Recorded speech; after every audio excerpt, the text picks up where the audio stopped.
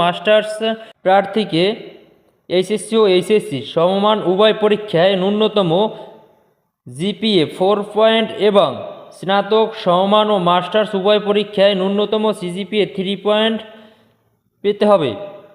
মানে 4 স্কেলের ভিতর আপনাকে 3 পেতে হবে, তাহলে আপনি এখানে আবেদন করতে পারবেন।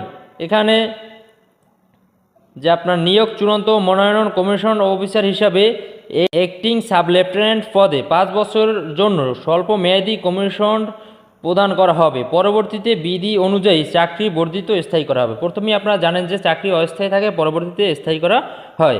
শাখায় যে শিক্ষাগত যোগ্যতা প্রয়োজন হবে নারী ও পুরুষের ক্ষেত্রে, সেটি হলো শিক্ষাগত যোগ্যতা সরকার কর্তৃক স্বীকৃত স্বনামধন্য বিশ্ববিদ্যালয় হতে কম্পিউটার সায়েন্স অ্যান্ড ইঞ্জিনিয়ারিং বিষয়ে বিএসসি ইঞ্জিনিয়ারিং প্রার্থীকে এইচএসসি ও এইচএসসি সমমান পরীক্ষায় ন্যূনতম জিপি